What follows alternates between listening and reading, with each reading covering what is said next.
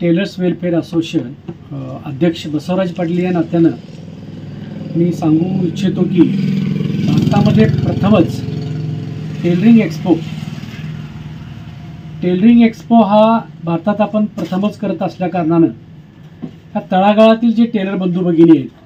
किंवा ग्रामीण भाग असो किंवा शहरी विभाग असो, त्या लोकांना टेलर्सच्या व्यवसायाबद्दल माहिती, नवीन तंत्रज्ञानाची माहिती,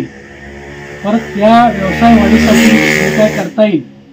त्यासाठी हा एक्सपो आम्ही नियोजित केलेला आहे। सप्टेंबर 21, 22, 23 हा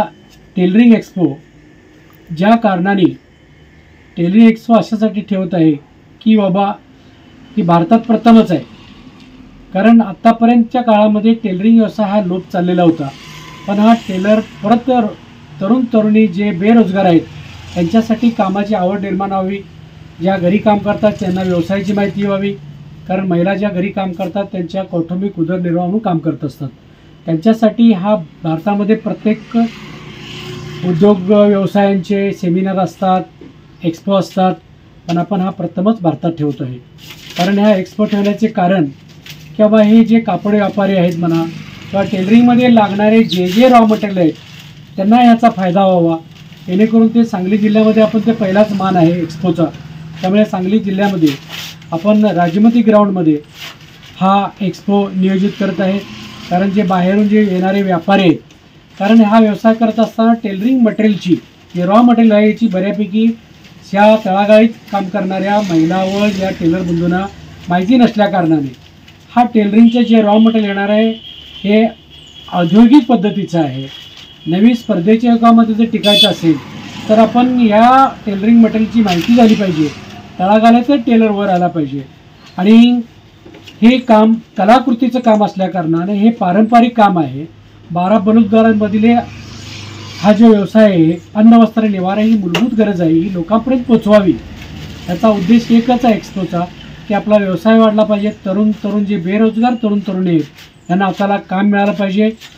कारण हा व्यवसाय आपण न भूतो न भविष्यतो, आपलं सूर्य चांद तारे अस्वस्थपर्यंत हा व्यवसाय राहणार आहे। त्यासाठी तरुण मुलांनी नोकरीच्याच मागे न लागता त्याच्यामध्ये टेक्स्टाईल इंजिनियर असो ते फॅशन डिझायनर असो, विविध प्रकारच्या व्यवसायामध्ये जरदोशी वर्क असो याच्यामध्ये मुलांनी लक्ष घालावं आणि हा व्यवसाय वाढावं, याचा उद्देश एकच आहे। म्हणून आमचे जे टेलर व्यवसायातील जे आमचे टेलर बंधू आहेत, जे आमचे पदाधिकारी आहेत, संचालक मंडळ आहे, हे अहोरात्र ह्या कामासाठी एक्सपोसाठी आम्ही दिवसाची रात्र पायाला भिंगरी बांधून काम करत आहे, आणि याचा फायदा समाजाला व्हावा, समाजातील इतर जे गोरगरीब दीनदलित आहेत ह्या लोकांना ह्या व्यवसायाबद्दल माहिती मिळावी आणि तरुण पिढी या व्यवसायामध्ये यावं, कारण हा व्यवसायामध्ये तरुण पिढी येत नाही आहे, आणि या तरुण पिढीला हे व्यवसाय मार्गदर्शन करावं आणि व्यवसायाची माहिती व्हावं म्हणून आम्ही हा एक्सपोचं आयोजित केलेलं आहे। सप्टेंबर 21, 22, 23 कुठल्याही कापड व्यापारी असो, टेलरिंग मटेरियलच्या ज्या टेलर असो, यांनी ह्या एका छताखाली सगळ्या खरेदी करा, नवीन तुम्हाला बघायला मिळेल, आणि एक नवीन आम्ही संकल्पना तुमच्या समोर घेऊन येतोय। धन्यवाद।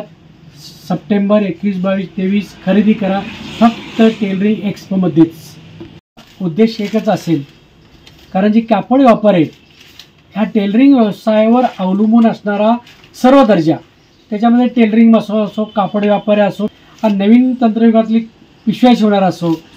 किंवा मशीन विकणारे असो, औद्योगिक मशीन आहेत नवीन, याच्यामध्ये ह्या लोकांना सांगली जिल्ह्यामध्ये महाराष्ट्रातला जो प्रथमच हा एक्सपो आहे त्याच्यामध्ये त्यांनाही फायदा व्हावा, त्यांचाही उद्योग वाढावा, आणि पुन्हा हा पूर्ण आपण महाराष्ट्रामध्ये नाही कर्नाटकमध्ये सुद्धा हा एक्सपो घरोघरी लोकांना पोचवावा, आणि या व्यापाऱ्यांची सुद्धा येणाऱ्या व्यापाऱ्यांची